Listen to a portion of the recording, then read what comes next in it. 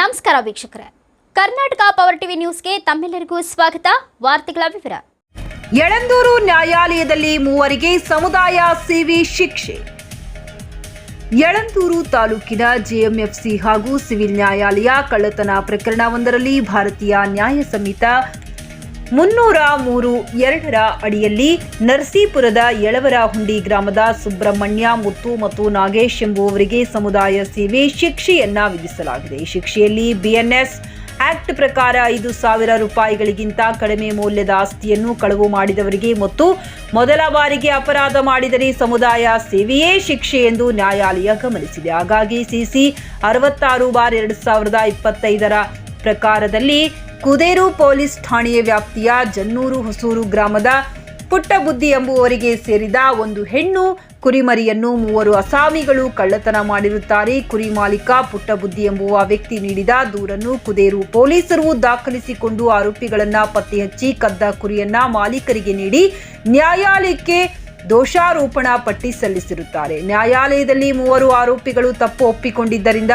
Civil ಹಾಗೂ JMFC ನ್ಯಾಯಾಧೀಶರಾದ ಆಕರ್ಷ್ ರವರು ದಿನಾಂಕ 21 ಫೆಬ್ರವರಿ 2025 ಆರೋಪಿಗಳಾದ ಸುಬ್ರಹ್ಮಣ್ಯ, ಮುತ್ತು ಮತ್ತು ಗಣೇಶ್ ಎಂಬುವವರಿಗೆ ಕುರಿಮರಿ ಮೌಲ್ಯ 5,000 ರೂಪಾಯಿಗಿಂತ ಕಡಿಮೆ ಇರುವುದರಿಂದ ದಿನಾಂಕ 24/2/2025 ರಿಂದ 5/3/2025 ಅವರಿಗೆ ಸಮಯ ಬೆಳಗ್ಗೆ 10 ರಿಂದ ಸಂಜೆ 6 ರವರೆಗೆ 10 ದಿನಗಳವರೆಗೆ ನ್ಯಾಯಾಲಯದಲ್ಲಿ ಕೂಲಿ ಕೆಲಸ ಮಾಡುವಂತೆ ಸಮುದಾಯ ಸೇವೆ ಶಿಕ್ಷೆಯನ್ನ ವಿಧಿಸಿದ್ದಾರೆ.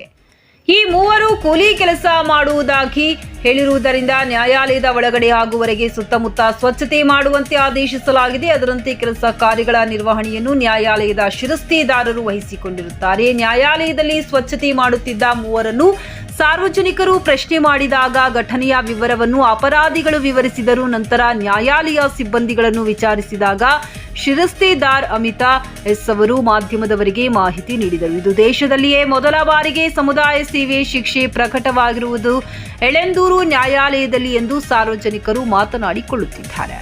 ವರದಿ ಮಣಿಕಂಠ ನಾಯಕ್, ಚಾಮರಾಜನಗರ.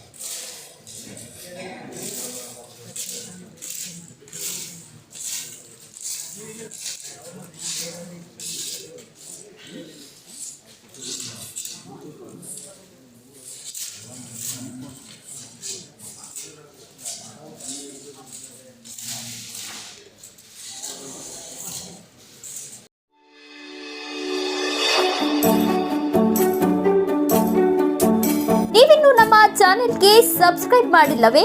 ಹಾಗಿದ್ರೆ ತಡಬೇಕೆ? ಹಿಂದೆ ಸಬ್ಸ್ಕ್ರೈಬ್ ಮಾಡಿ, ಬೆಲ್ ಐಕಾನ್ ಪ್ರೆಸ್ ಮಾಡಿ, ಶೇರ್ ಮಾಡಿ, ಕಮೆಂಟ್ ಮಾಡಿ.